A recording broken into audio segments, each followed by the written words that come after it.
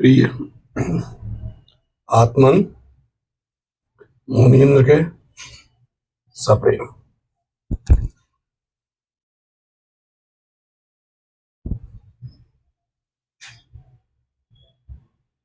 कई चीजें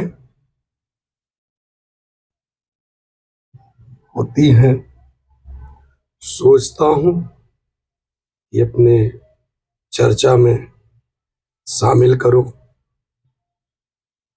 क्योंकि सोचना मनन ही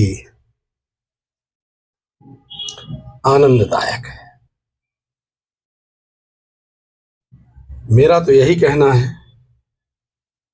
गन्ने में रस भरा है, जब तक उसकी पिसाई नहीं होती आपको इतना स्वादिष्ट रस नहीं होता। दूसरा पीस के दे दे वो मजा नहीं आता जो आप स्वयं चबा चबा करके निकाले। मेरे शब्दों में, मेरे अनुसार मनन चबाना हुआ,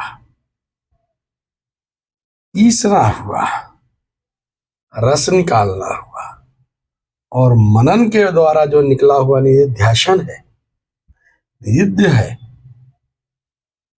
रस है, उसके पान से मजा आता है। चर्चा का विषय गृहस्थ और मुक्त दो शब्दों का है। वैसे तो महाराज दत्तात्रेय के जो गुरु हैं, आज बहुत ही समरूपता के गुरु हैं। आकाश की उपमा उनने आत्मा से दी है, और परब्रह्म, आकाश, आत्मा और स्थिर जंगम, इन चारों को मिला करके इनसे उनने क्या शिक्षा ग्रहण करी है हमको बताया है। पर अपना विचार रखने की बातें तो ये थी कि देखिए, मुक्त और अमुक्त, गृहस्थ और गृहस्थ सांसारिक और मुक्त साधु, कितना छोटा सा काम है। आप अपनी दुकान पे बैठ गए, अपनी नौकरी करने लगे तो आप सांसारिक हो गए। ये परिभाषा मेरी नहीं है, ये परिभाषा आज के समाज की है, और चूंकि हास्यास्पद है इसलिए हम आपसे चर्चा कर रहे हैं कि मुक्ति जिसके लिए 10-10 हजार साल तपस्या करनी पड़ती है, मुक्ति जिसके लिए गौतम बुद्ध ने राज छोड़ा,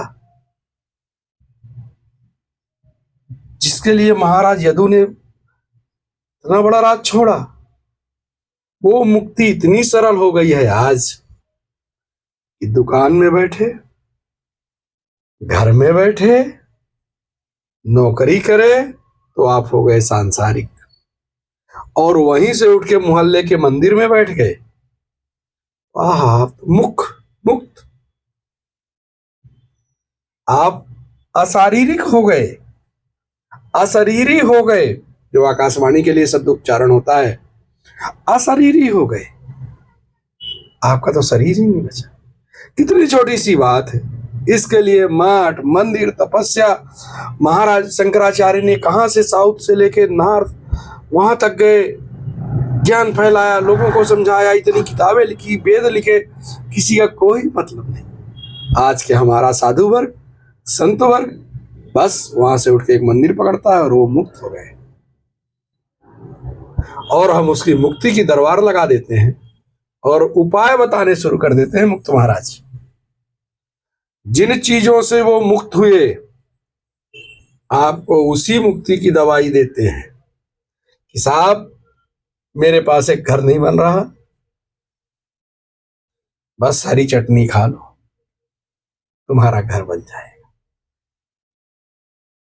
खैर, ये ऐसी बातें हैं जो विवादास्पद हैं, पर मुक्ति इतनी सरल नहीं। फिर वही बात पिछले वाली की, जो मुक्त हुए हैं वो ये नहीं बताते कि मुक्ति क्या है।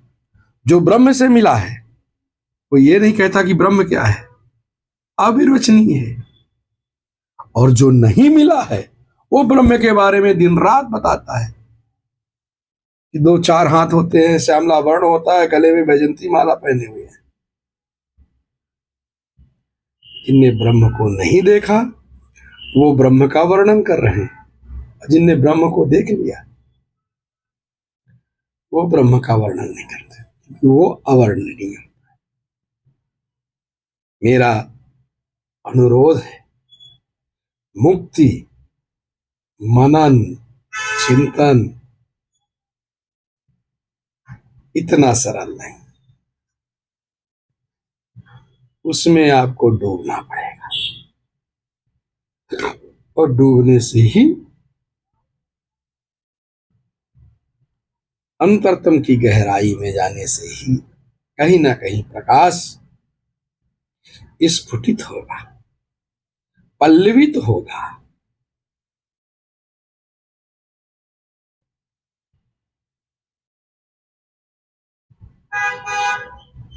उस पल्लव को, उस कुसुम पल्लव को देखकर आप विस्मित रह जाए। खैर, ये तो रही मुक्ति और गृहस्थ के बीच की चर्चाएं जो होती रहती हैं। अपन महाराज यदु और महाराज दत्तात्रेय की चर्चा में चलें। महाराज यदु ने अपने दूसरे महाराज यदु को महाराज दत्तात्रेय ने अपने दूसरे गुरु के बारे में बताया। क्या बताया? अंतर्हितस्य स्थिर जंगमेषु, अंतर्हितस्य स्थिर जंगमेषु ब्रह्मात्म भावेन समन्वयेन व्याप्ता अव्याप्त छेद असंगतात्मनो मुनिर्नभस्त्वाम विदितस्य भावेत। कितने प्यारे शब्द।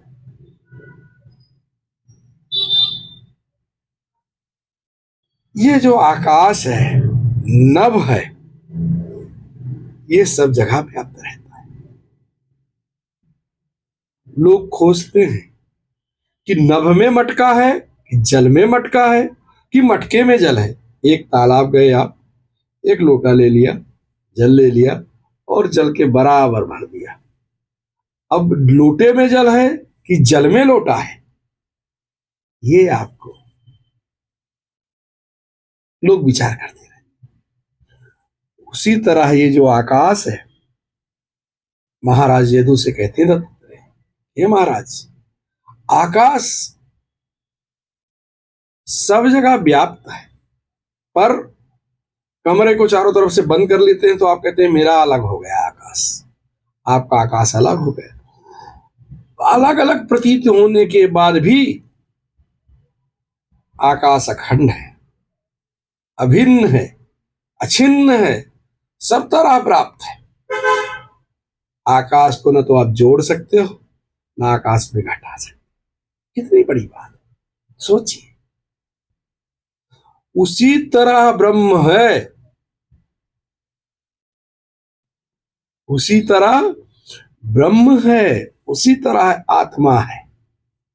हम में भी है, आप में भी है, इनमें भी है, इनमें भी है, इनमें भी है, सब में है। एक ही आत्मा सब में कैसे हो सकती है? कितने लोगों ने प्रश्न करते हैं कि साहब आत्मा तो मरती नहीं, कुतर्क करते हैं, एक ही आत्मा कैसे हो सकती है?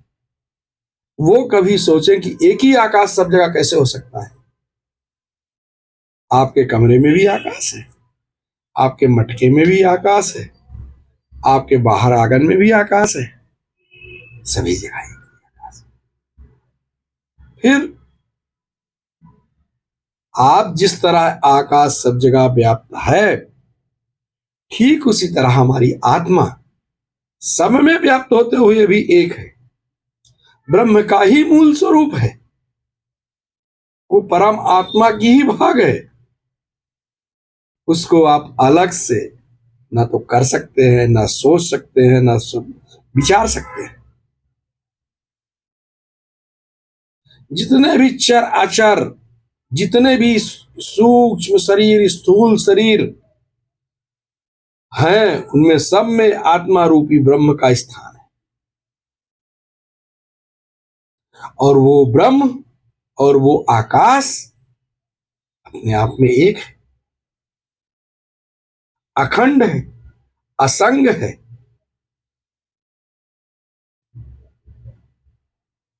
इसकी तुलना, आत्मा की तुलना मैं अक्सर सोचता था किससे दी जाए, ब्रह्म की तुलना किससे दी जाए।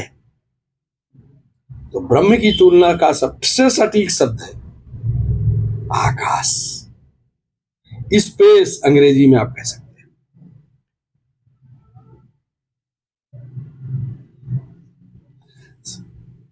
किस धागा से